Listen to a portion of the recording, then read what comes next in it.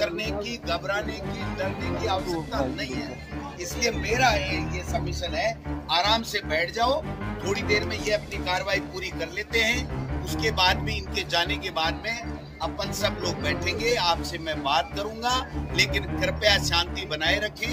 ये कोई किसी तरह की चिंता करने की बात नहीं, आराम से ये अपना काम कर रहे हैं।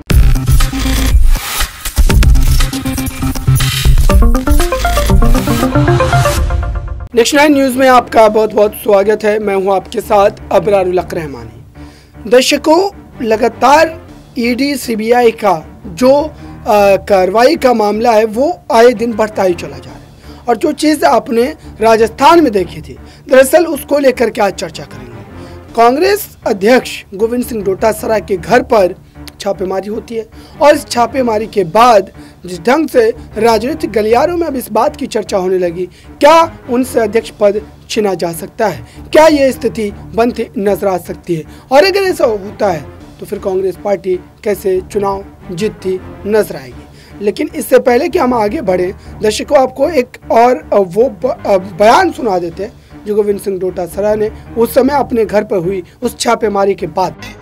कोई हल्ला नहीं करें, किसी तरह की चिंता करने की, घबराने की, डरने की आवश्यकता नहीं है। इसलिए मेरा ये सबमिशन है, आराम से बैठ जाओ, थोड़ी देर में ये अपनी कार्रवाई पूरी कर लेते हैं।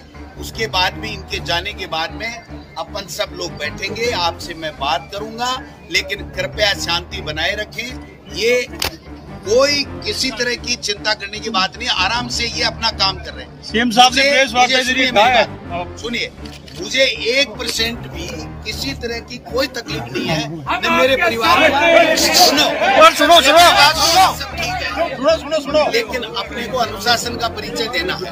आप समझिए बात। जो लोग आए हैं वो अपनी नौकरी के हिसाब से अपना काम करने आए हैं, उनको काम करने दो। आपको गोविंद डोटासरा के ऊपर जैसा भरोसा था वैसा कायम रखो, आराम से शांति से बैठ जाओ, कोई नारा, कोई हल्लेबाजी नहीं करेगा। मैं हाथ जोड़ के आपसे निवेदन, बैठ जाओ, लोग बैठ जाओ, चलो।